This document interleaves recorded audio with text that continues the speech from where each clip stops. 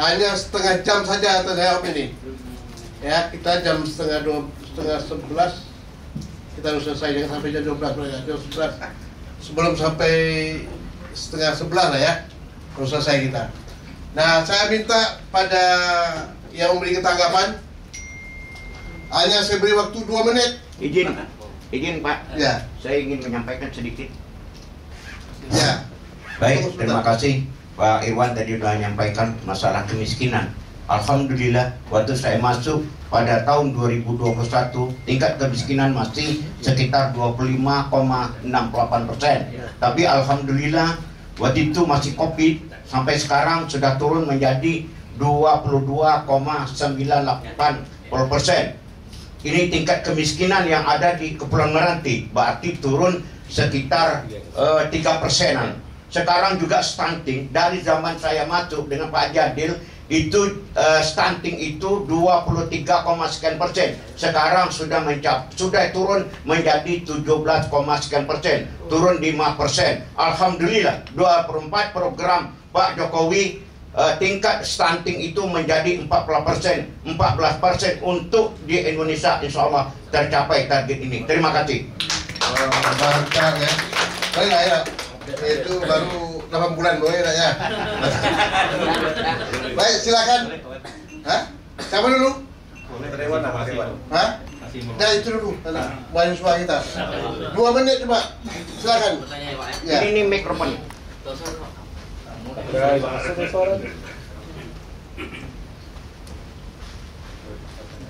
Silakan.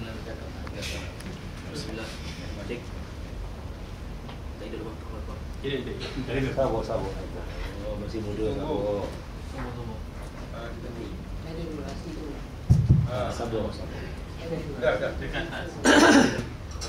Belum banyak saudara-saudara. Nah, cepat. Yuk. Bismillahirrahmanirrahim. Assalamualaikum warahmatullahi taala wabarakatuh. Izin para tokoh masyarakat Kabupaten Kepulauan Meranti, mohon izin tak bisa menyebutkan satu persatu nama yang hadir. Mudah-mudahan Salam Muhammad Takzim tidak mengurangi rasa hormat saya sebagai perwakilan dari kawan-kawan mahasiswa ataupun kaum pemuda lah. Baik, pertanyaan saya sedikit saja. Pertama kepada Pak Dr. Azharuddin M. Amin. Tadi saya sangat melihat nampaknya detail sekali Bapak dalam mengamati bagaimana progres ataupun pembangunan Kabupaten Kepulauan Meranti. Saya mengucapkan banyak terima kasih. Mudah-mudahan perhatian ini terus menerus akan Bapak lanjutkan. Jadi Pak, dari yang Bapak sampaikan, saya hanya mengulik sedikit. Untuk meningkatkan indeks pembangunan manusia kita tentu ada pada poin pendidikan. Sepakat dengan ayahanda dari Agus Mimbar tadi. Namun yang kita lihat tadi, memang dari sarjana S1, S2, S3 kita sangat minim. Nah, itu problem yang pertama. Tetapi setelah hari ini, kawan-kawan yang banyak berkuliah di Pekanbaru ataupun di luar dari Pekanbaru atau menempuh pendidikan strata 1 Pak, kita menghadapi problem yang lain lagi gitu. Artinya sudah berangsur kita menaik jumlah kawan-kawan strata 1, tetapi pada saat ini kita menghadapi pertumbuhan potensial kita. Artinya ketika sudah kita berstrata 1, ternyata keterampilan kami itu belum juga dalam tanda kutip siap dipakai untuk industri-industri itu. Makanya kita ingin menyampaikan bukan hanya menambah jumlah, tetapi bagaimana untuk meningkatkan keterampilan tadi, supaya ketika kita selesai di S1 kita siap dipakai dimanapun. Termasuk tadi ada kontinuitas ketika ingin menambah jumlah entrepreneur di Kabupaten Kepulauan Meranti. Jadi percuma kalau kita S1, kita di 4 tahun ini hanya berbicara teoritis Pak gitu. Tetapi keterampilan kita tidak ada, kita juga tidak pede ataupun tidak punya mental untuk bagaimana melakukan terobosan seperti entrepreneur tadi. Kalau pengusaha kan kita menjual barang mentah, tapi entrepreneur kita kalau istilah keren sekarang kan hilirisasi ataupun perubahan produk itu sehingga menjadi nilai tambah. Seperti itu. Nah, poin kedua, saya melihat bahwa di Kabupaten Kepulauan Meranti ini sangat kompleks terjadi permasalahan Pak. Kepada tokoh-tokoh semua inilah gitu. Tetapi yang saya lihat kemudian menjadi kekesalan bagi diri saya sendiri. Ini curahan hati, mudah-mudahan ini menjadi problem bagi kita semua. Semoga kerisauan ini membagikan sebab kita untuk merubah Kabupaten Kepulauan Meranti. Nah, kita dengan kondisi PAD yang rendah, kemudian APBD yang rendah, tetapi kita menghadapi problem yang baru-baru kita hadapi semalam itu adalah bagaimana stabilitas politik kita ataupun tata kelola pemerintah kita agak sedikit kurang maksimal lah saya pikir gitu. Nah, saya pikir dalam hal ini karena kita di negara demokrasi ini kan ada tres politika. Nah, di situ ada peran eksekutif, legislatif, dan yudikatif. Jadi yang saya lihat di sini memang di dalam eksekutif kita ini berupaya sekuat tenaga gitu. Tetapi dalam legislatif kita agak kurang menjadi pengawalan di dalam hal ini. Nah, DPRD ya. DPRD Kabupaten Kepulauan Meranti. Tangan Pak Fauzi. Di sini juga ada ayahanda kita Pak Fauzi, saya kenal betul. Mudah-mudahan Bapak juga bisa menyampaikan di dalam kawan-kawan di kolektif kolegial di dalam Dewan Kabupaten Kepulauan Meranti. Kenapa saya bilang begitu, Pak? Karena dalam hal ini waktunya. Oke, siap, Pak. Sedikit saja, Pak, gitu. Karena saya melihat PAD kita yang sangat rendah ini tidak ada terobosan perda atau peraturan daerah kita. Dan meskipun banyak di tempat kita ini dibangun potensi-potensi sumber daya alam yang kemudian diolah menjadi hilirisasi nilai tambah, tetapi kalau tidak ada perda sehingga pajak kita tidak akan menambah, itu sama saja tidak. Mungkin itulah menjadi harus punya punya pemikiran bagaimana membuat peraturan daerah. Iya, harus betul, Pak. Meningkatkan ekonomi masyarakatnya. Betul, sangat betul, Pak. Karena saya hari ini tidak tahu informasi apakah berapa perda yang dihadirkan oleh DPRD Kabupaten Kepulauan Meranti. Tapi banyak kunjungan kerja. Hanya banyak kunjungan kerja. Itu mungkin itu dari Pak Firman banyaknya. Terima kasih. Siapa? Itu saja, Pak. Firman Saputra, Pak. Mahasiswa apa? S1. Mahasiswa S1 di Pekanbaru. Fakultas Pertanian dan Peternakan, UIN sekalian. Terima kasih, Pak. Ya, pelajar ya. Assalamualaikum warahmatullahi wabarakatuh. Terima kasih. Baik, siapa? Pak Fauzi, ya, silakan Pak Fauzi. Anggota DPRD kita. Yang banyak kunjungan kerja ya. Assalamualaikum warahmatullahi wabarakatuh. Terima kasih yang pertama ini kepada One Channel telah mengundang saya pada kesempatan ini. Terima kasih ya Pak Wan dan mengundangkan. Saya langsung aja, tadi mukadimah sudah semuanya. Yang pertama kita beri tepuk tangan dulu untuk Pak Irwan dan Pak Masrul. Jadi Bupati Meranti ke depannya macam gini lah. Baik-baik aja. Kan gitu. Yang kedua informasi sedikit Tuh Wan. Ini kan podcast nih. Informasi bahwa Meranti itu mendapat penghargaan yang Bupatian, UAC namanya. Sistem penjaminan kesehatan. Jadi masyarakat Meranti sekarang kalau berobat tak ada BPJS, hari itu juga bisa ada BPJS-nya. Alhamdulillah. Kenapa utang di BPJS harus dibayar? Saya kebetulan wakil ketua Komisi 3 bagian kesehatan juga. Yang kedua, saya informasikan mungkin Pak Sekda atau Pak Bupati betul ini ya. Meranti 2024 dapat bangunan rumah sakit dari pusat. Betul Pak Sekda? Nilainya 46 miliar. Secara keseluruhan itu 62 miliar dengan alat-alatnya. Itu sudah kami bahas kemarin. Tempatnya, pahamlah Pak Bupati di mana tempatnya. Biarlah Pak Bupati jawab di mana tempatnya. Kan gitu. Itu juga salah satu yang didapat dari pusat. Kemudian ada beberapa hal Pak Wan di Meranti itu yang jelasnya SDA-nya banyak. Coba cara nak mengambilnya lagi, kan gitu. Itu perlu pakar-pakar, kan gitu. Yang kedua SDM. Jujur SDM kita banyak keluar yang hebat. Pak Simar, ya kan? Pak Dua. Ayo, tapi tidak berhenti loh. Itu masalahnya. Kan gitu. Maka ada pula Pak Tarmizi Tohor belakang tuh kan? Jakarta no gitu. Kan gitu. Yang kedua, lapangan kerja. Ini Pak Irwan dulu pernah menyampaikan di Metro TV. Di dadaku Garuda, tapi perutnya ringgit Pak itu perlu kita perhatikan juga. Kan gitu.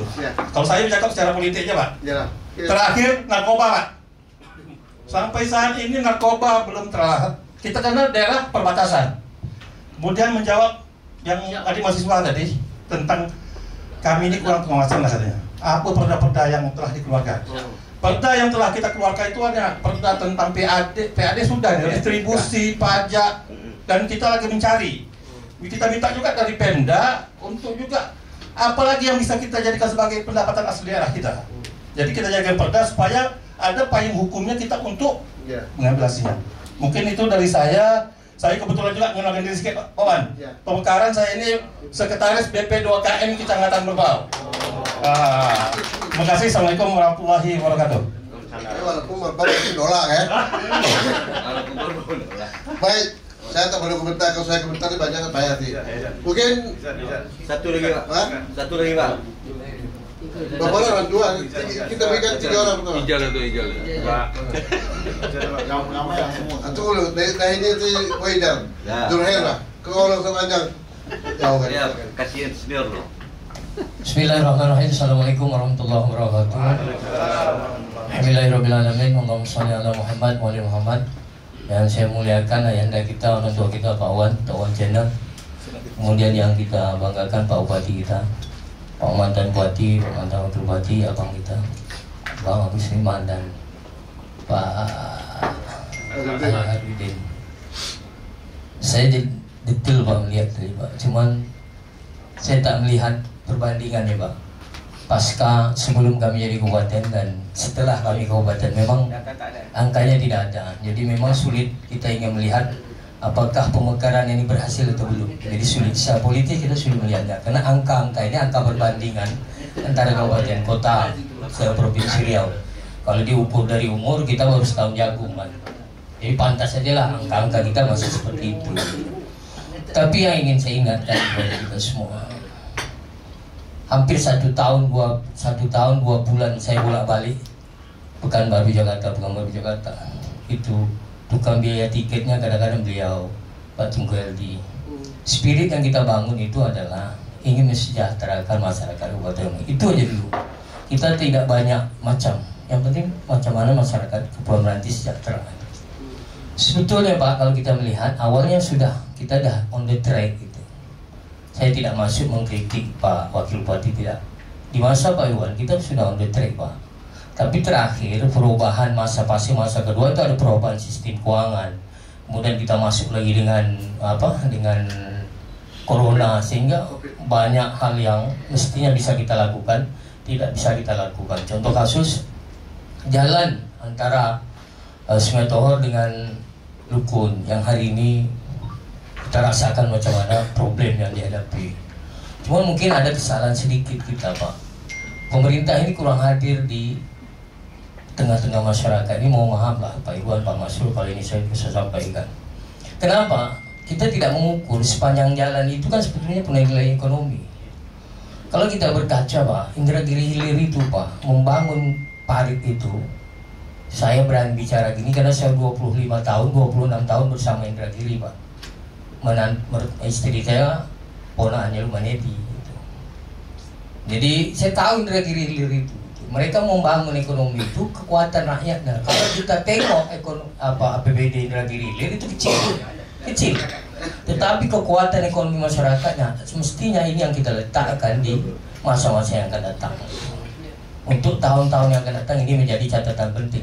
Membangun perekonomian Kabupaten Kepulauan Meranti dengan jumlah APBD yang kecil seperti ini itu akan sangat sulit. Kalau dengan logika-logika yang angka-angka yang dibangun tadi itu sangat sulit. Makanya Bapak sekalian, menurut saya ada 2 saran lain. Pertama, kekuatan politik harus kita bangun. Mau tidak mau, suka tidak suka, kekuatan politik harus kita bangun. DPRD, DPR RI, Pak Iwan maju, amanah kami kalau jadi tolong ini. Karena kalau tidak dibantu pemerintah pusat dan pemerintah provinsi sangat sulit bagi Kabupaten Kepulauan itu untuk membangun negeri ini. Itu makanya keputusan yang menyangkut tentang siapa memimpin ke depan itu harus menjadi penting untuk kita pikirkan. Itu yang pertama. Yang kedua Pak, untuk meningkatkan kelemahan pendidikan itu tadi tidak ada kata lain. Kalau hari ini murid kita bodoh karena mungkin guru kita yang lemah, makanya kelebihan kemampuan guru itu harus kita tingkatkan. Besar biaya untuk di situ harus kita keluarkan. Terakhir Pak Wan ingin saya sampaikan, Kepulauan Meranti ini sebuah negeri yang menurut saya tidak bisa dijual apapun. Laut kita tak bagus, pantai kita lumpur. Maka menetap negeri itu dengan akal budi kita. Yang tahu menetap dengan akal budi itu adalah anak-anak Kabupaten Kepulauan Meranti sendiri. Anak-anak Kabupaten Kepulauan Meranti lah yang tahu negeri itu. Bagaimana kita ingin menetap. Pohon kayu yang tidak indah, kalau kita ukir dengan akal budi yang indah, maka dia akan menjadi sesuatu yang indah. Itu aja yang kita sampaikan. Luar biasa ya. Dia harus orang lain ya. Buat 3 kan? Silakan. Jawab bayar ya. Bismillahirrahmanirrahim. Bismillahirrahmanirrahim. Assalamualaikum warahmatullahi wabarakatuh. Tak banyak, bawa sedikit aja. Terima kasih Tuan atas undangan, dan kami langsung saja supaya tak memperpanjang waktu. Kami hanya sedikit curhat lah sifatnya mungkin. Kami ini adalah asli anak Meranti lah. Asli anak Meranti, lahir dan besar di Meranti, dan satu-satunya pejabat Provinsi Riau yang berasal dari Meranti. Pak Masrul juga Meranti Pak, tapi tidak lahir di Meranti. Saya asli Meranti, dan lahir di Meranti. Oh, dia tak lahir Meranti ya. Alhamdulillah, saya terima kasih kepada Pak PLT Bupati karena sudah memperhatikan tunjangan insentif pegawai dan tenaga honor. Karena ini apa saya perlu sampaikan, karena ini berkaitan dengan roda perekonomian terutama di Kota Selamajang. Karena waktu kami lebaran, kami balik ke Selamajang, pada saat itu waktu kasus-kasus Pak Bupati yang lama, dan itu kan banyak tunjangan insentif pegawai, baik gaji honor yang tidak dibayar. Tapi begitu Pak PLT Bupati menghadap Pak Samsuar, cairlah duit itu, sehingga dibayarlah insentif pegawai-pegawai dan gaji-gaji menunggak itu. Hidup Kota Selamajang itu Pak, hidup, alhamdulillah. Sehingga jadi orang Selamajang Belayu, orang Meranti Belayu. Itu satu. Kemudian dari sisi birokrasi, dulu zaman Pak Irwan, Pak Masrul menempatkan birokrasi, penataan birokrasi itu di misi yang kedua. Saya pikir yang sudah diletakkan pondasinya oleh Pak Irwan dan Pak Masrul ini perlu dilanjutkan, dan ini perlu diperkuat lagi gitu. Karena saya melihat waktu berakhirnya Pak Irwan di periode kedua masuk dengan Pak Haji Adil, ada sedikit kebijakan yang membuat merisaukan kami. Banyak anak-anak daerah Meranti yang pegawai di sana, pejabat di sana yang hijrah Pak. Sehingga pada saat itu kurang orang. Mungkin sampai sekarang masih terasa begitu Pak PLT ya, terasa kekurangan. Mungkin Pak PLT juga pusing juga mencari pejabat yang ditempatkan di situ, bingung orangnya tidak ada gitu. Dulu Pak Irwan, Pak Masrul menghimbau kami yang dari luar ini, anak Meranti ini untuk balik kampung, bangun kampung gitu. Nah ini mungkin ke depan perlu kita gerakkan lagi Pak PLT Bupati, supaya anak-anak Meranti yang punya potensi di luar, marilah bangun Meranti, baliklah ke Meranti gitu. Termasuk saya siap balik berhenti. Siap. Kemudian ini pengalaman kami semasa dalam Pak Irwan jadi pemimpin kami, Pak Masrul, betul kata Pak Irwan bahwa dalam masalah jabatan kami tidak pernah mengeluar sepeser pun. Saya berapa kali dikasih jabatan, diberi amanah oleh Pak Irwan, tidak pernah pakai duit sepeser pun Pak. Saya hapus untuk Pak Irwan dan Pak Masrul. Kemudian provinsi alhamdulillah tidak juga. Alhamdulillah tidak juga. Memang saya dapat jabatan alhamdulillah tidak pernah pakai duit Pak. Alhamdulillah. Kemudian kami dulu waktu kami jadi pejabat di Meranti, kami ini diberi tugas sama Pak Irwan sama Pak Masrul. Nak jadi pejabat, selain jadi pejabat, mikir pandai ngambil dana ke pusat tuh. Nah, itu nilai plusnya gitu. Mudah-mudahan ke depan zaman Pak PLT Asmar ini, pejabat-pejabat Meranti ini harus bisa juga mencari dana ke pusat maupun ke provinsi gitu. Nah di sisi lain, sesuai dengan tupoksi kami di kebencanaan, bahwa di Meranti itu adalah daerah termasuk yang rawan dengan bencana. Jadi kami punya perhatian khusus untuk Meranti, karena selain kami juga anak Meranti, juga kami perhatian khusus. Cuma sayangnya Pak PLT Bupati kadang kurang sih koordinasi kawan-kawan yang terkait dengan itu. Kadang awak pula yang jemput bola, bukan dia jemput bola ke awak yang ngapakan ke sana. Nah, ini baru-baru ini banjir nih. Sampai saya yang bertelepon, Pak, kawan-kawan di sana kok nggak minta bantuan ya ke provinsi. Padahal saya tahu saya informasinya ini udah banjir di Selamajang ini lah. Ngapa tak ada minta bantuan ke provinsi sementara kabupaten yang lain minta bantuan gitu. Ya kami kan tak mungkin juga memberi bantuan kalau orang tak minta bantuan gitu. Jadi itu mungkin sedikit koreksi. Mudah-mudahan ke depan kami support ke Pak PLT, Pak Asmar, mudah-mudahan semakin baik merantinya dan kami siap membantu sepanjang sesuai dengan kemampuan kami dan kewenangan kami. Terima kasih. Assalamualaikum warahmatullahi wabarakatuh. Jadi sudah 4 orang ya. Hah? Dekan ekonomi. Iya, ini sudah 4 orang ya. Tapi 4 orang itu belum banyak apa lagi ya yang perlu ditampung lagi ya. Atau kita beri waktu 6 orang lah ya. 6 orang. 6 orang sudah habis. Jadi Pak Nijan 1 orang, 1 siapa? Televisornya. Hah? Ini Pak Televisor banyak pengalaman di Jakarta nih. Siapa? Visitor.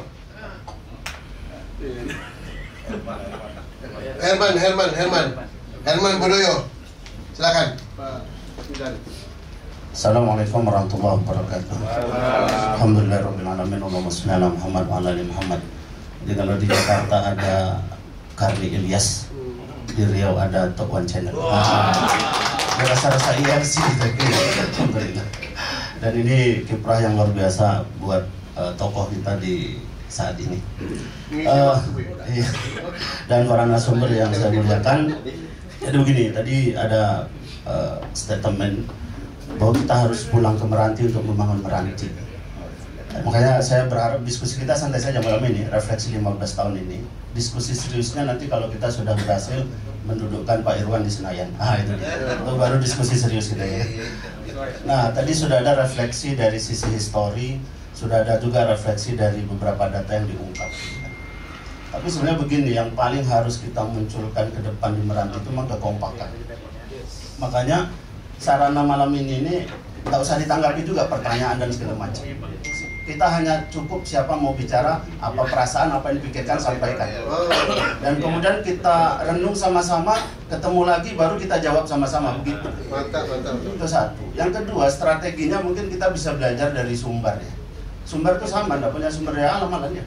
Tapi kenapa tidak ada satu pun, bukan tidak ada satu, tapi kalau boleh saya katakan, kalau dibanding, itu Pak Azhar ya, susah kita cari jalan berlubang di Sumbar. Tapi cobalah jalan-jalan di Riau. Tak ada jalan yang tak berlubang. Itu masalahnya. Bagaimana strategi mereka? Karena saya 5 tahun di Sumbar, Pak Wali. Bagaimana mereka bisa menjangkau potensi yang ada di pusat itu balik ke daerah. Jadi nggak apa-apa kita nyebar di Jakarta, sebagian besar, sebagian di provinsi. Makanya bisa bagi-bagi nanti DPR RI-nya siapa, gubernurnya siapa, bupatinya siapa, kan begitu. Tapi memang semuanya punya komitmen untuk membangun Meranti. Itu ada yang penting. Jadi jangan Pak Wan balik ke Selat Panjang, jangan. Nggak ada nanti Top One Channel sini. Repot kita ya.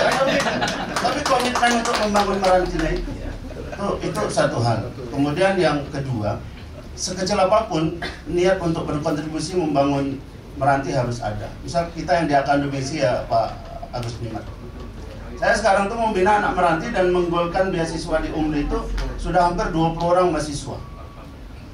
Mungkin Pak Bupati bisa langsung nanti temui rektor masing-masing untuk alokasi beasiswa di kampusnya masing-masing, karena memang itu otoritas kampus. Jadi itu kalau tidak diminta, entah kemana-mana perginya tuh beasiswa memang. Saya hampir lebih kurang 20 dan bahkan saya siapkan tempat nginap gratis, saya bantu beras setiap bulan. Mau jadi bupati lah. Maksud saya begini, ini bagian dari komitmen. Ya kan, itu saja, bukan untuk apa-apa. Karena kata Pak Bupati itu kan takdir aja kan gitu ya. Itu, jadi komitmen itu. Nah, terakhir, paling tidak begini, saya dari awal sebetulnya kan yang dulu digembar-gembor, bukan digembar, tapi sudah diprogramkan oleh Pak Irwan dan Pak Masud ekonomi kerakyatan. Yang paling penting membangun itu adalah membangun kelembagaan. Karena dengan lembaga inilah kita bisa jelas arahnya kemana, pertanggungjawabannya jelas, segala macam. Awal Pak Samsuar jadi gubernur, saya sudah ingatkan Pak, kita punya sekian BUMDes di setiap desa. Duitnya ada di sana, karena saya dulu pendamping WSP Pak. Begitu. Bermiliar-miliar duit ada di BUMDes. Cuma masalahnya duit itu digunakan untuk siapa dan untuk apa. Jadi kalau kita memberi ekonomi kerakyatan, memang Harusnya BUMDes, dan BUMDes itu bisa tanpa agunan. Jumlahnya kecil-kecil memang, tapi kuantitasnya banyak tuh UMKM yang bisa diberdayakan. Maka Pak PLT, kalau BUMDes itu aja bisa dibangun, sebenarnya sudah luar biasa untuk ke depan itu. Sekarang fondasi ekonomi masyarakat kecil itu sudah bisa kita tumbuh kembangkan lah, begitu. Nah, karena itulah kita sama-sama di sini ngumpul-ngumpul, mungkin bisa dijadwalkan 3 bulan sekali atau segala macam. Barangkali itu saja yang bisa saya sampaikan di waktu yang terbatas. Terima kasih. Assalamualaikum warahmatullahi wabarakatuh. Terima kasih. Jadi malam ini curhat aja Kak. Sekedar memberikan curhat aja, saya tak perlu membatasi ya. Tadi saya bilang 6 orang ya, tapi nanti kalau sudah 6 orang ini, kalau ada yang apa, silakan untuk memberikan pandangan. Tapi jangan sampai lewat jam 11. Saya dah ngantuk nih mata saya. Nah, silakan Pak Herman Budoyo. Makasih Pak Wan. Assalamualaikum warahmatullahi wabarakatuh. Pak Bupati yang kami hormati, Pak Irwan, Bupati Pak Arti Pengawasannya, Pak Masrul, Bupati Pak Ismar, Pak Azarudin, dan Bapak-bapak, abang-abang, dan adik-adik yang bahagia. Perkenalkan, nama saya Herman Budoyo. Saya Ketua Ikatan Sarjana Ekonomi Indonesia Riau, ISEI. Kami hanya menyampaikan informasi Pak, bahwa potensi, kalau kita lihat potensi Pulau Meranti, ada Pulau Ansang, ada Pulau Merbau, dan Pulau Tinggi, potensi yang sangat strategis, memiliki keunggulan geoekonomi dan geostrategi, khususnya untuk bagi Indonesia. Kenapa? Karena Pulau Meranti ini terletak di Selat Melaka, adalah selat yang terpadat kedua di dunia, merupakan kawasan terdepan terluar bagi Indonesia, dan di situ terdapat satu tahun itu melewati 100.000 kapal dagang yang melewati. Dan kalau kita lihat ini Pulau Rangsang dan Pulau Padang ini sangat strategis di depan Selat Melaka. Mungkin kalau Bapak pergi ke Malaysia dan Pekanbaru pakai pesawat AirAsia itu, kalau kita lihat ke bawah setelah lewat Bengkalis, lewat Selat Panjang itu kapal sangat banyak kali lalang itu di bawah itu. Ini potensi yang besar Pak Bupati. Ini harus kita rebut. Apa yang harus kita peroleh untuk itu? Saya kira ada 2 hal. Pertama, pemerintah itu dalam rangka menciptakan pertumbuhan ekonomi, pemerataan pembangunan, dan peningkatan daya saing, ada 2 program. Pertama itulah pengembangan kawasan ekonomi khusus Pak, KEK. Ini Meranti sangat berpotensi besar untuk mendapatkan KEK ini Pak. Apalagi saya tadi bertanya sama Pak Bupati, Pak, kalau Pulau Rangsang itu berapa sih punya tanah Pemda itu? Pak Bupati bilang 20%. Ada 20% ada. 20%. Mungkin di kawasan Pak Irwan ada ya Pak, 20% tanah Pak ya. Saya kira nanti bisa diapakan lagi Pak, didudukkan lagi, dan kalau misalnya tanah itu hutan kan itu bisa dirubah lagi ya Pak.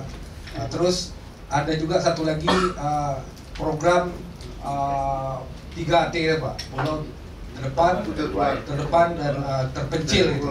Itu sangat membantu sekali Pak, banyak dana pusat yang bisa diperoleh. Walaupun daerah terluar itu. Iya. Jadi itu aja Pak informasi Pak, terima kasih. Ya, terima kasih. Sebentar Pak. Menarik. Iya betul. Ya silakan Pak. Jangan lama-lama Pak ya, sebentar ya. Ya.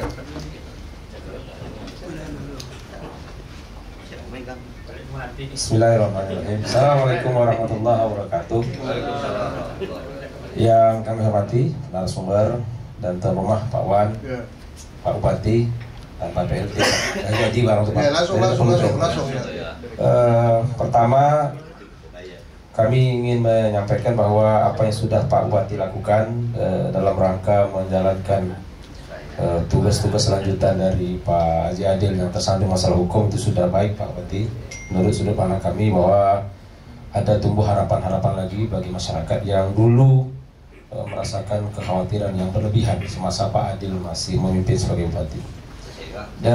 Mengingat histori semangat pemekaran itu adalah bagaimana ada kemudahan infrastruktur yang ada di daerah. kami merasakan di Rangsang itu, mungkin Pak Bupati tahu bahwa sedang pembangunan pelabuhan di Tanjung Sama, tapi memang keluhan masyarakat dengan pelabuhan sementara itu memang sangat berat Pak Bupati, karena kondisinya sangat tidak layak untuk dilakukan. Mohon barangkali kilas balik ini nanti di tahun baru itu sudah dapat dilaksanakan. Harapan kami menyampaikan harapan dari masyarakat Rangsang, Pak. Karena paling tidak saya merepresentasikan dari warga Rangsang, Pak. Jadi pembangunan infrastruktur pelabuhan, Pak. Pelabuhan yang memang menjadi masalah serius bagi masyarakat. Supaya ditinjau ulang balik. Ya, sekarang pembangunannya masih agak melambat nih Pak. Barangkali jadi kendala dipercepat. Kemudian yang kedua, karena saya pernah bertugas sebagai kepala bagian perbatasan, Pak Bupati berkali-kali perlu mendorong kepada bagian perbatasan untuk segera mengejar anggaran perbatasan di BNPB. Karena catatan kami dari Renduk, Rencana Induk, dan Rencana Aksi BNPB, banyak sekali anggaran-anggaran perbatasan yang tidak dikejar secara maksimal di BNPB dan di lembaga kementerian, sehingga barangkali itu juga bisa mendorong percepatan khususnya di Pulau Rangsang, Pak. Dan memang infrastrukturnya memang di antara Sungai Gayung kiri itu sangat memprihatinkan, dan alhamdulillah memang ada pembangunan perbaikan jalan.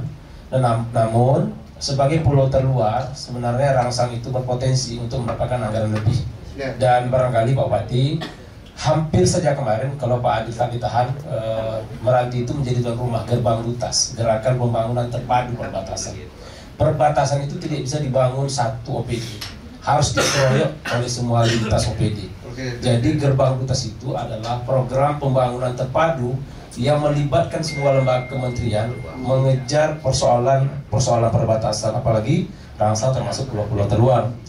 Yang selanjutnya barangkali harapan kami di masa tahun politik ini Pak Bupati bisa juga menjaga kondusivitas suasana politik di Meranti.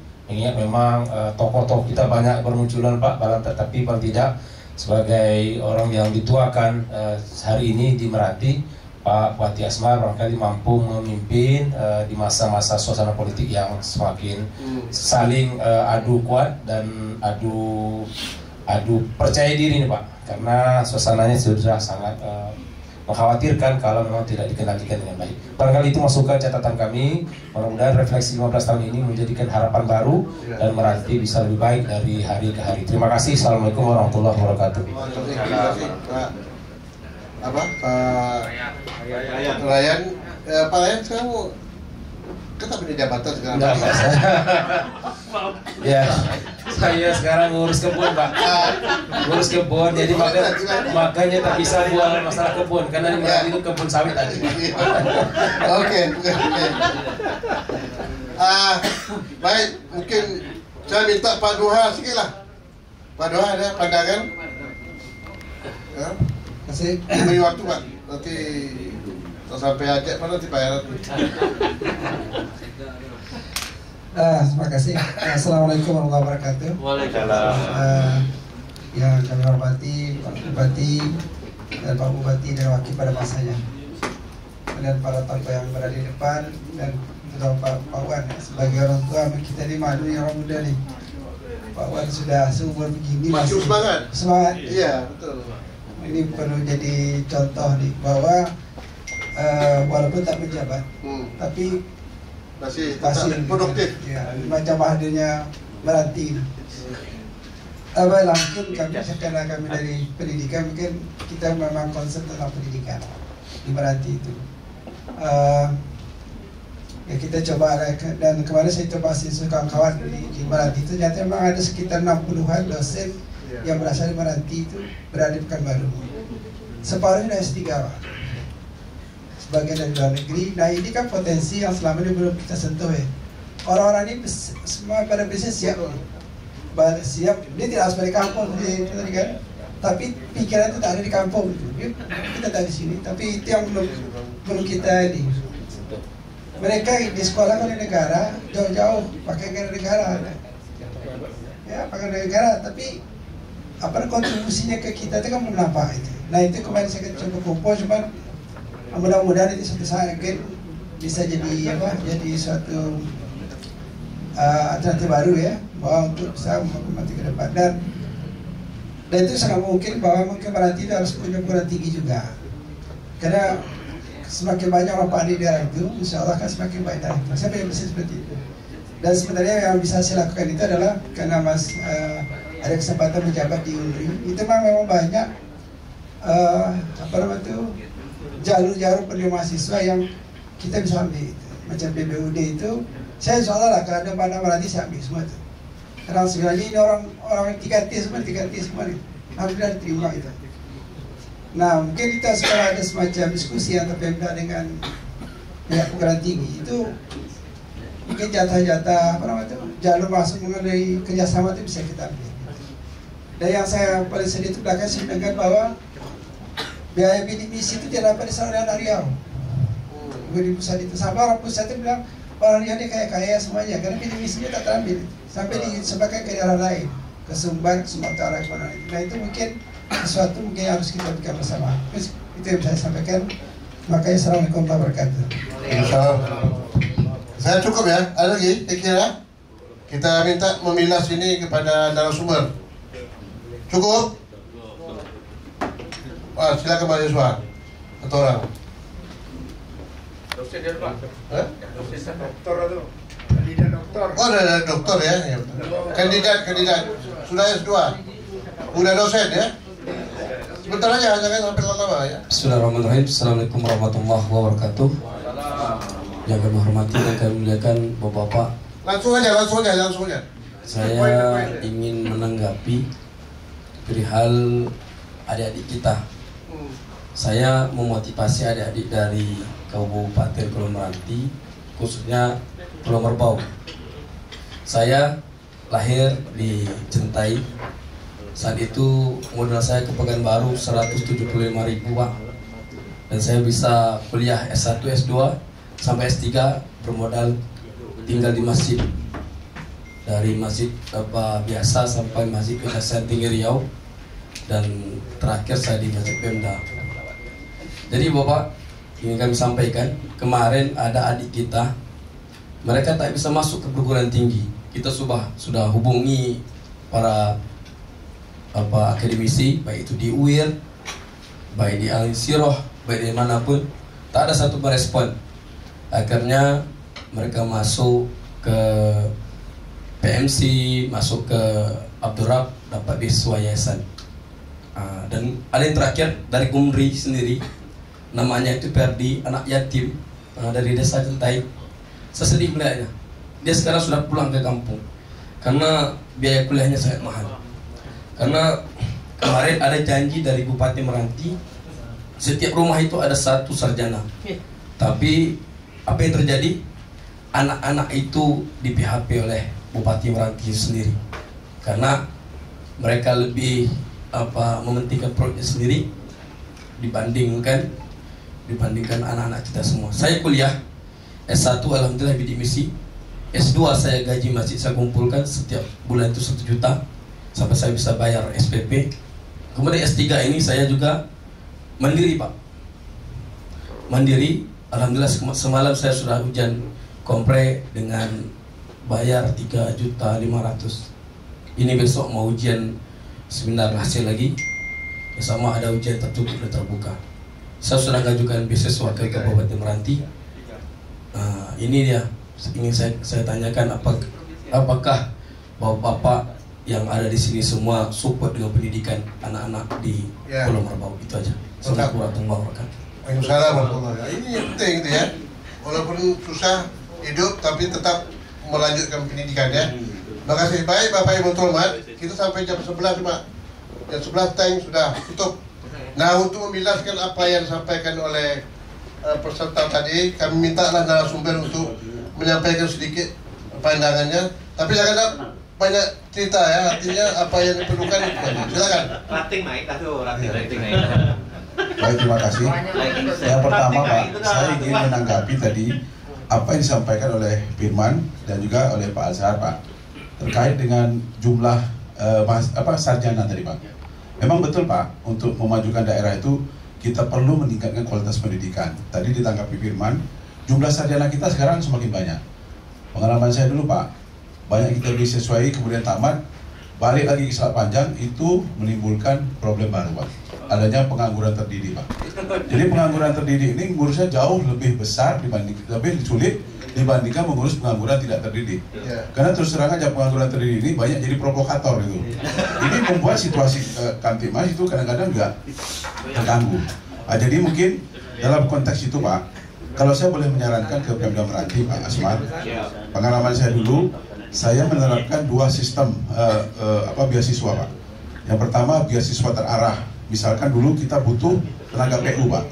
Dulu kan jalan kita tuh banyak besi-besi tumbuh Pak, banyak bangunan-bangunan yang nggak beres Pak, karena kurang tenaga PU kan. Akhirnya kami kerjasama dengan ITB menyekolahkan 60 orang Pak di sana Pak, diploma Pak, diploma 3. Hari ini mungkin sudah dimanfaatkan Pak, mulai dimanfaatkan Kabupaten Meranti sampai provinsi dan banyak kabupaten kota yang lain memanfaatkan itu Pak. Nah, kemudian juga kami menyekolahkan ke akuntansi Pak. Untuk meningkatkan PAD, kami menyekolahkan 120 orang ke UGM Pak, kerjasama dengan Fakultas Ekonomi UGM Pak.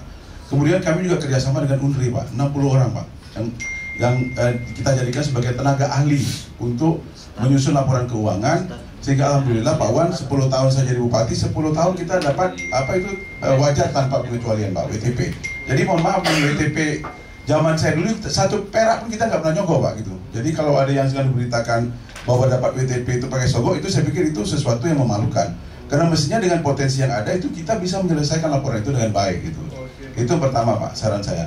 Kemudian yang kedua, terkait tadi yang sampaikan Ijal tadi, masalah SDM pejabat. Saya boleh sarankan mungkin ke Pak Bupati kita supaya konkret Pak. Mungkin perlu kita kembalikan lagi right man in the right place Pak. Artinya itu orang yang tepat untuk posisi yang tepat gitu Pak.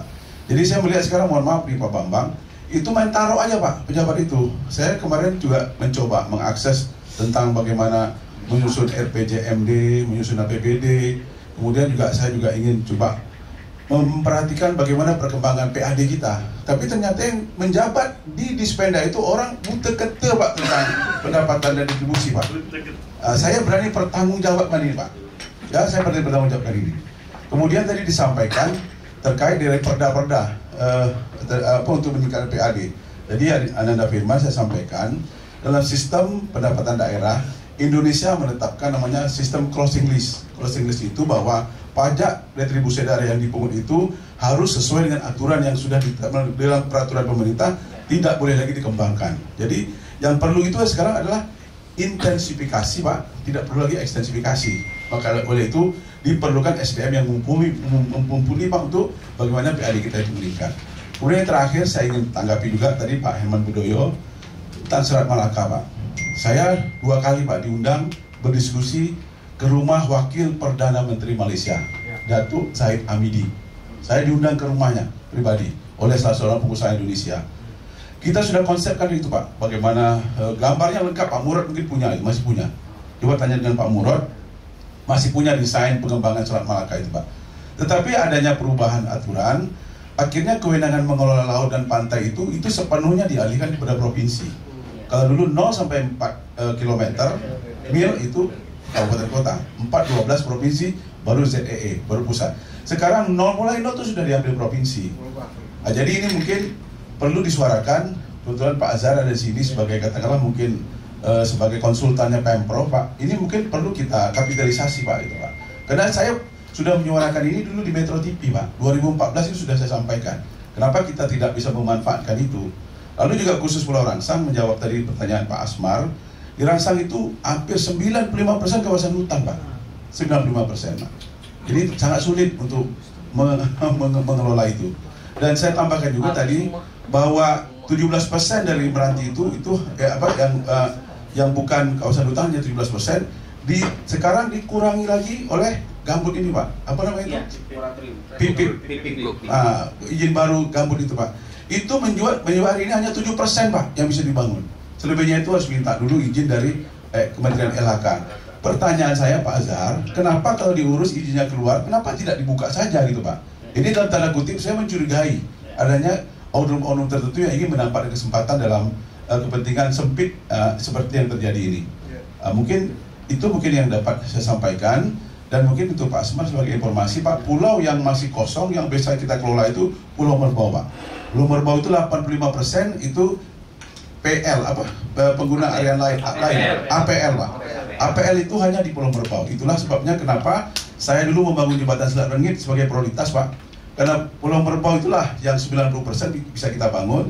Kami dulu malah merancang Pak, ingin memindahkan ibu kota itu ke Pulau Merbau Pak. Makanya jembatan Selat Rengit itu diprioritaskan Pak. Karena kalau di Selat Panjang itu tidak mungkin. Hanya 7% mungkin yang bisa dibangun, sehingga ini menyulitkan dari segi perizinan dan bisa membahayakan bagi pejabat yang mengelola lahan yang ada di pulau-pulau lain menanti. Mungkin itu tambahan dari saya Pak. Terima kasih Pak. Terima kasih. Silakan lanjut Pak Nasrul. Tuh Wan yang khawatir, saya takkan banyak. Ya betul. Karena kan Pak Bupati sudah bercakap, saya 1/4 dari beliau. Ya. Nanti kalau udah jadi bupati harus banyak. Jadi prinsip saya kemandirian. Jadi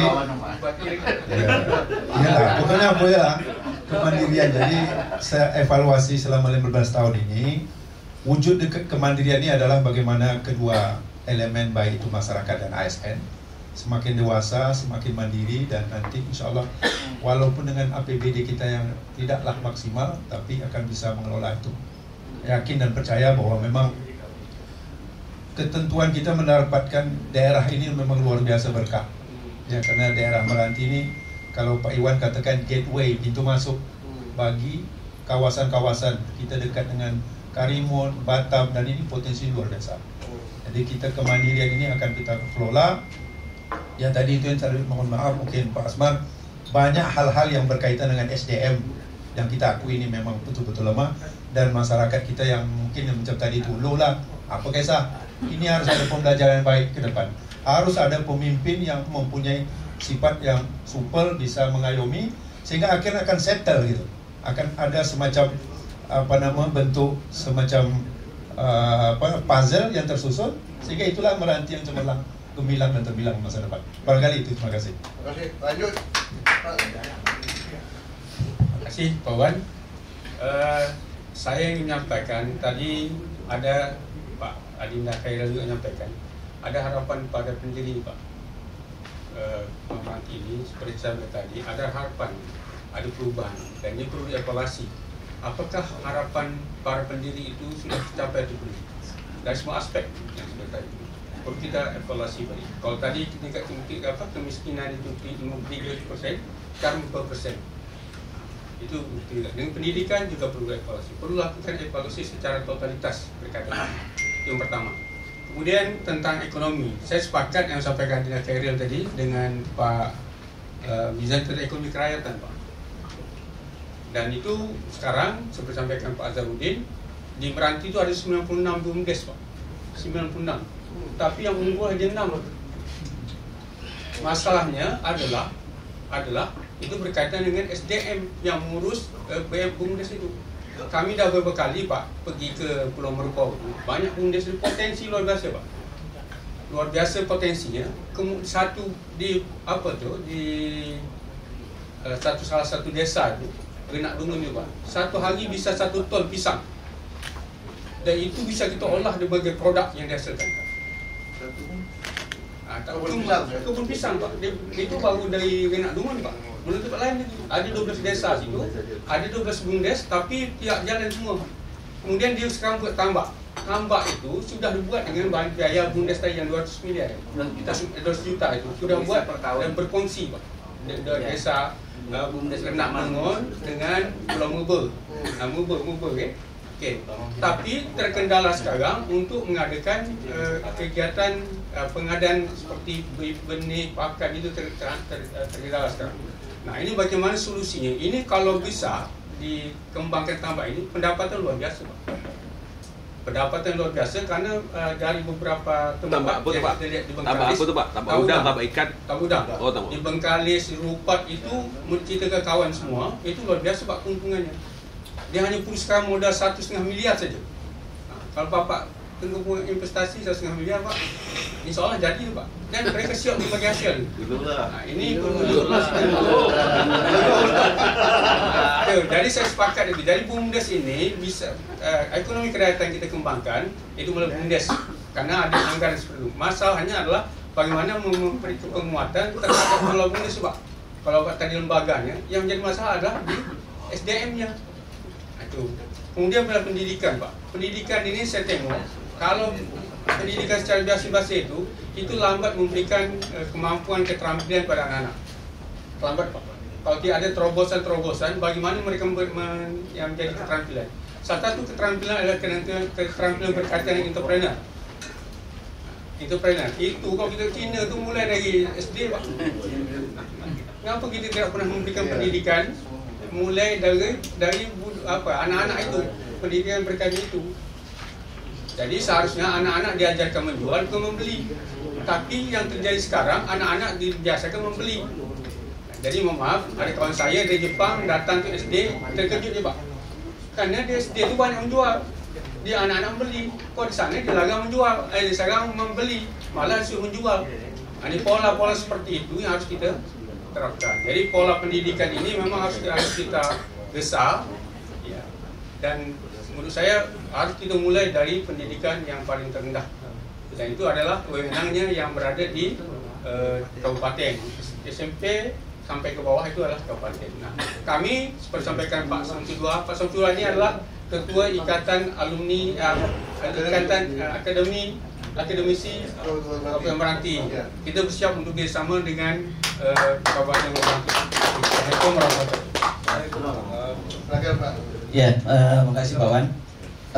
Mahasiswa tadi, ya. Cerita tadi, kalau cerita dari masjid ke masjid, saya mulai dari SMP itu dari masjid sampai selesai S3, Pak.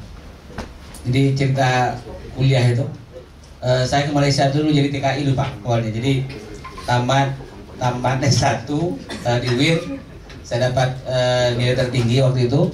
Nah kemudian saya jadi TKI ke Malaysia, kerja hampir 6 bulan.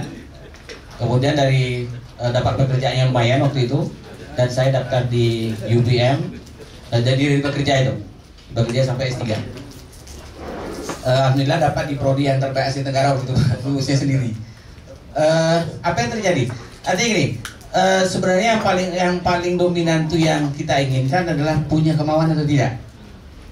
Saya di Malaysia itu nggak ada beasiswa, Pak. Jadi awal sampai Malaysia tuh saya punya uang itu cuma Rp75.000, sisa dari beli tiket. Beli tiket, Pak. Jadi itu. Kemudian karena memang biasa hidup di masjid, ketemulah dengan profesor di masjid. Dia bilang, saya punya perusahaan baru didirikan, gak ada orangnya. Saya yang lomba pertama, Pak. Sampai dari non perusahaan itu sampai bisa ekspor. Saya manajernya di situ. Jadi manajer produksi saya, kemudian manajer marketing itu orang Inggris. Itu yang terjadi. Terkait dengan mahasiswa, tadi disampaikan seperti apa? Saya selama balik itu yang saya bimbing itu selalu kajiannya studi kasus, Pak. Kenapa studi kasus? Supaya nanti apa yang ditulis itu bisa dikerjakan. Jadi bukan sampling. Karena kalau sampling itu nanti pakai rata-rata tuh, Pak. Nggak ada yang bisa diselesaikan sebenarnya yang sampling itu dia. Jadi pakai studi kasus. Karena di sekolah bisnis UPM itu semuanya studi kasus. Jadi kami studi kasus, misalnya contoh ketahanan di peternakan. Itu kan sebenarnya bisa diplot tuh. Artinya di mana peruntukan wilayah tata ruang Meranti itu apa yang diperuntukkan, apakah Ruminansia atau misalnya Unggas, buat penelitiannya di situ. Jadi seluruh anak-anak S1 yang dari Pekanbaru, misalnya dari peternakan dan sebagainya, itu penelitiannya mestinya balik kampung untuk skripsi. Yang kedua, skripsinya kan biasanya bunyi itu, ya, menjadi salah satu syarat menyelesaikan sarjana. Jangan itu yang dominan, Pak. Yang penting syarat selesai. Tapi yang ditulis itu bisa nggak dikerjakan? Saya selalu gitu, Pak. Jadi kalau dengan mahasiswa, selama Anda tidak bisa mengerjakan Anda yang tulis, saya tidak akan ACC. Jadi hampir semua yang saya bimbing itu membuka peluang pekerjaan. Polanya itu, Pak. Karena di UPM itu caranya begitu. Saya tengok teman-teman UPM itu, profesor-profesor itu juga polanya begitu. Rupanya belajar dari Harvard. Harvardnya begitu. Makanya kalau kita lihat misalnya Nadiem Makarim itu juga dari Harvard. Beberapa orang di Indonesia yang eksekutor itu karena cara belajarnya begitu. Nah itu nanti yang mahasiswa. Jadi kalau bisa nanti misalnya kalau ada persatuannya bisa datang ke kantor saya. Saya punya kantor konsultan sendiri. Bisa diskusi di situ. Bisa tidur di situ gratis tanpa bayar. Dan alhamdulillah yang saya bina sekarang tuh yang sudah saya S2-kan ada sekitar 20 lebih.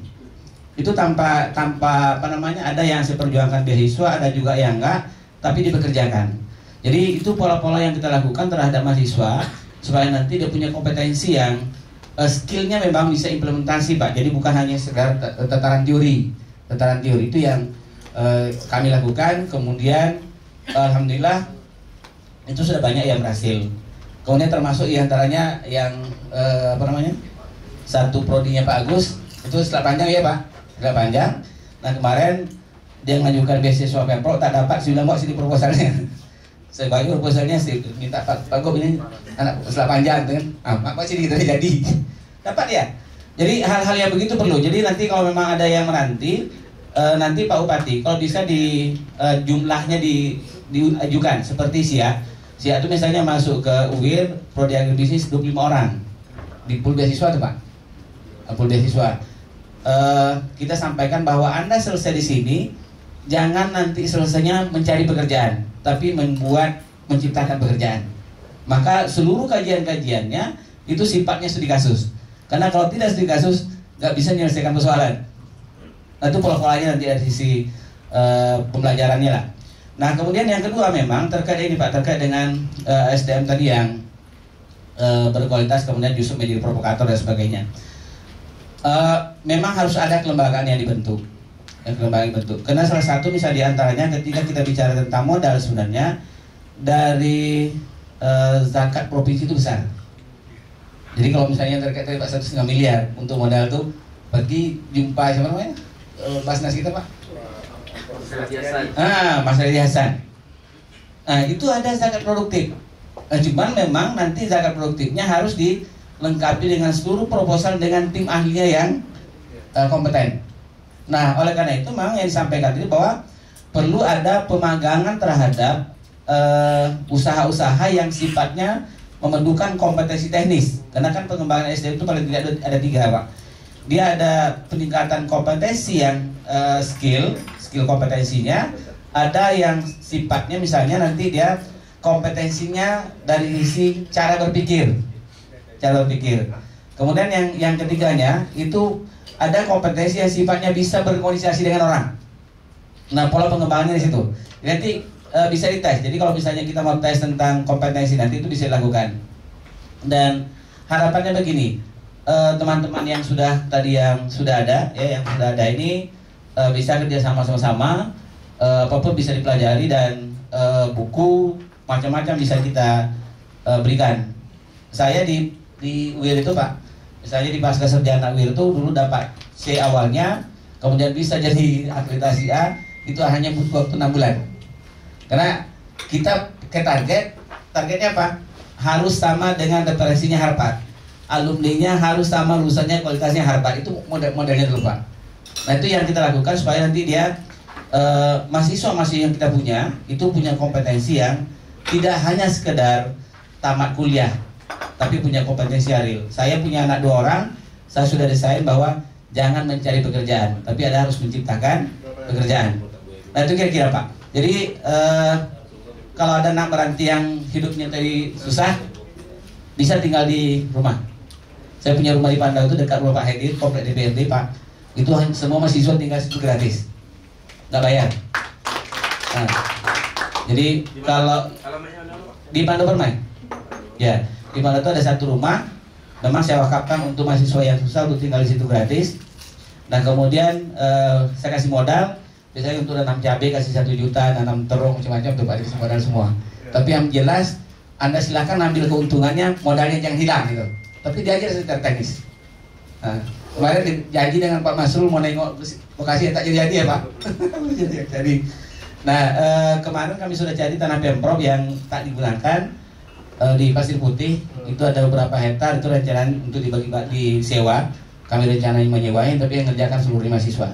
Dan mahasiswa S1 S2 supaya nanti punya kompetensi secara teknis bisa dikembangkan. Dan kalau bisa juga misalnya yang di Meranti yang rekan-rekan mahasiswa juga bisa ikut di situ. Itu mungkin yang bisa sampaikan. Untuk terkait dengan perencanaan, alhamdulillah kita di 2025-2045 saya juga membantu sebagai ketua tim untuk perencanaan RPJPD-nya Kabupaten Kepulauan Meranti.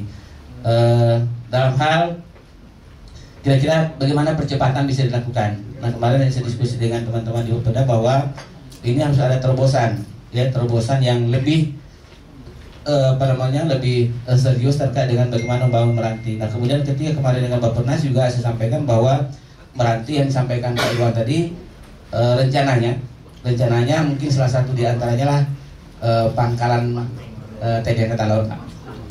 Ya, dari Pulau Rangsang.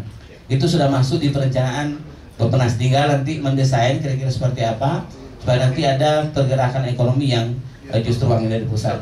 Ya, itu yang sudah kita coba usulkan, dan alhamdulillah kemarin mereka sudah respon, dan ketika kemarin diskusi dengan teman-teman, ya masih ini Pak, masih proses untuk diusulkan apakah bisa di PSN atau tidak. Tapi lokasi itu, kondisi tanah itu apakah mungkin kan kalau itu nanti secara teknis teman-teman Bappenas mungkin ya bisa, ya, karena dari harapan mereka kan sebenarnya salah satu untuk memperbaiki posisi batas wilayah itu dengan menempatkan sektor-sektor yang sifatnya strategis di wilayah bersangkutan. Itu mungkin Pak yang bisa kami sampaikan. Terkait dengan provinsi, kami terus mendorong bahwa provinsi harus berkontribusi terhadap wilayah dan terkait dengan wilayah yang misi indikatornya yang merah-merah tadi. Cukup sekian. Assalamualaikum warahmatullahi wabarakatuh. Jadi sebelum kita mengakhiri, sedikit kita nanti minta Bupati, ya. Baik. Pak saya Bupati itu agak nak cakap dia tu. Cuma begini Pak, ada satu hal yang saya bersama Syekh Hashim, ya, tadi bilangkan saya begini umur sudah 73 tahun tapi tetap memikirkan Meranti. Yang penting Pak Azhar, bagaimana agar pulau tebing tinggi itu bisa menyambung ke Sumatera. Itu merupakan daerah yang sangat mengembangkan potensi ekonomi Sumatera. Tanpa itu tak mungkin sampai Sumatera. Nah, oleh karena itu saya mengharapkan ini masuk Bupati, ya, Pak Bupati, ya. Ya, kami sudah merapat dengan Pak Masrul. Ini kami kerja itu Pak Masrul nih, Pak Bupati, rapat pertemuan pertama agar segera pulau Jalan Alai Mekikip sampai ke Mekikip. Nah, kabarnya saya kemarin ketemu Pak Sekda, itu sudah dimasukkan anggaran. Ya. Itu lebih kurang salah 56 juta miliar kabarnya. Itu sampai Mekikip. Tapi tahap pertamanya baru sampai ke Humbala. Nah, itu lanjut nanti baru sampai ke Mekikip. Nah, kalau ini jadikan jalan lanjut nanti, baru bikin Roro dari Buton. Bukan. Sungai Rawa. Penyengat, ya. Penyengat itu langsung ke Mekikip. Dan Mekikip sudah ada pelabuhan masyarakat itu.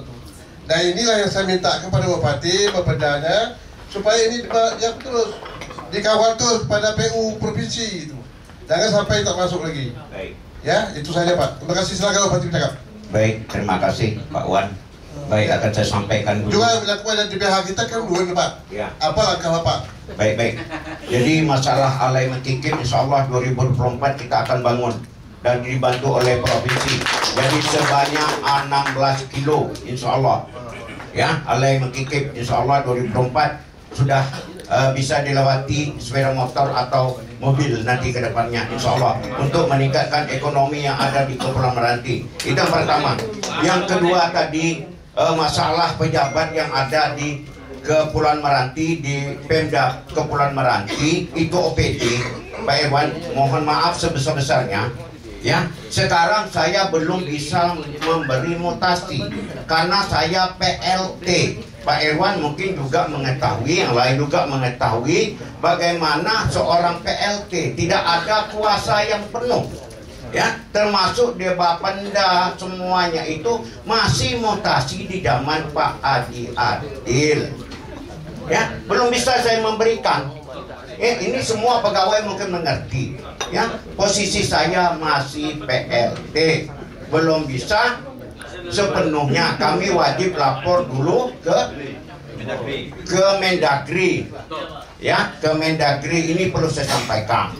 Ya, tidak ada satupun pejabat yang saya letakkan sekarang di posisinya itu saya mintain uang. Kalau ada tolong tunjuk orangnya. Saya masih berjalan di atas rel. Saya seorangnya dari penegak hukum. Ini yang kedua saya jawab. Yang ketiga, masalah pembangunan akan saya ratakan pembangunan di Kepulauan Meranti. Contoh tadi dari Tapem menyampaikan ya bahwa di Tanjung Sama saya baru turun kemarin. Jadi yang macet jalan Rangsa menuju Tanjung Kedabu sebanyak 1,5 kilo. Segera 2024 kita sampaikan. Termasuk pelabuhan yang disampaikan oleh saudara kita tadi, insya Allah 2024 termasuk jalan kota Tanjung Sama kita bangun sebaik-baik mungkin. Ini insya Allah semuanya akan saya laksanakan dengan sebaik-baiknya, akan dengan sejujur-jujurnya dari hati saya untuk melakukan pembangunan Kepulauan Meranti ke depannya menyeluruh. Biarpun siapapun jadi bupati nanti ke depannya, bangunlah Meranti. Jangan ada cuma berani ngomong tapi kenyataan tidak ada sama sekali. Ini kita harapkan siapapun bupati ke depannya. Termasuk mahasiswa, saya sampaikan sedikit aja masalah siswa lagi Pak Wan. Itu yang diprioritaskan sekarang ini Mendagri, peraturan cuma 2. Yang satu mereka berkualitas, keduanya mereka tidak mampu. Ini yang wajib kita keluarkan beasiswanya. Peraturan sekarang, kalau aja mau ngomong seluruh anak Meranti itu 0. Uang dari mana kita mengambilnya? Nah, jadi bukan kita tidak mengapa sumber daya manusia. Alhamdulillah kita akan berudaya semungkin sekuat tenaga saya. Contoh baru-baru ini anak Meranti sudah dapat profesor, doktor. Ya, masalah perminyakan mungkin salah satu itu anak Meranti. Jadi anak-anak Meranti lain jangan berani berkomentar, berkuliahlah kalian. Ya, tidak perlu menyorot ini menyorot itu, belum sampai waktunya. Kuliah yang baik. Ya, kalau memang rekan-rekan nanti balik ke Meranti silahkan kita tampung ya. Tapi insya Allah Pak Irwan tadi ngomong supaya Meranti itu ke depan lebih baik, penganggur tidak ada. Insya Allah kita sudah berbuat ini, anak-anak ini pecah jatuh kita masukkan lagi. Oke. Mungkin itu aja saya sampaikan. Insya Allah. Tolong terakhir Pak Wan, tolong beri saran kepada saya, beri petunjuk kepada saya sebagai PRT Bupati, apa yang harus saya lakukan ke depannya yang lebih baik Meranti untuk membangun Meranti. Terima kasih.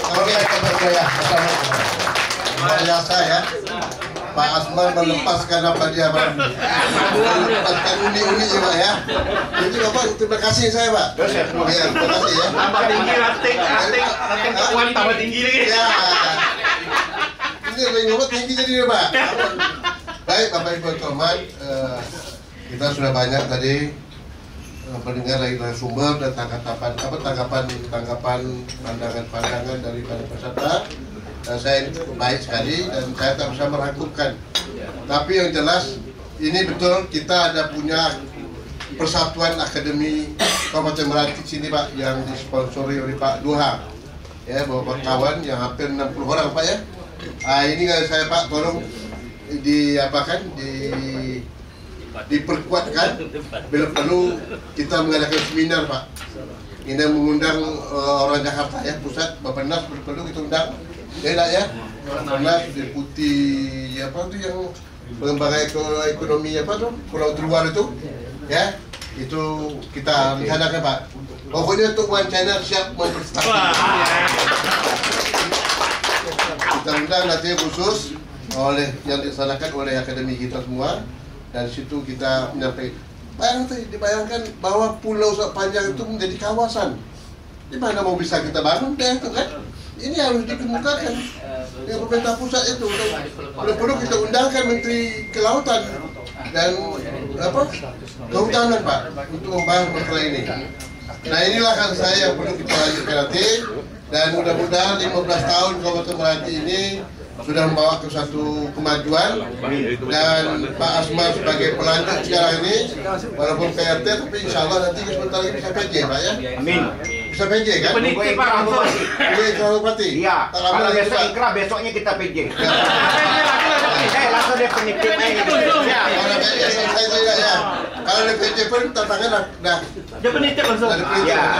Kalau besok ikrah, besok kita jadi definitif. Oke Pak Astor, terima kasih banyak Pak. Pak Bambang. Pak Bambang, terima kasih banyak Pak. Mudah-mudahan Bapak saya selalu mendampingi Pak Bupati. Amin. Asal jangan terjadi hal-hal yang tak kita inginkan Pak ya. Mudah-mudahan jangan. Ya, jangan ya. Demikian Bapak Ibu teman, saya mohon maaf. Mungkin acara kita ini agak saya ada kesempatan sekali ya. Tempatnya, ruangannya yang tak begitu substantif sebagai tempat yang layak lah sebagai tempat untuk talk show. Dan ini hanya sekedar ya, saya harap ini merupakan satu pembukaan jalan saja untuk ke depan bagaimana kita setiap setahun sekali kita bertemu di sini ya. Siap. Mereka untuk melakukan evaluasi. Tidak dalam rangka ulang tahun.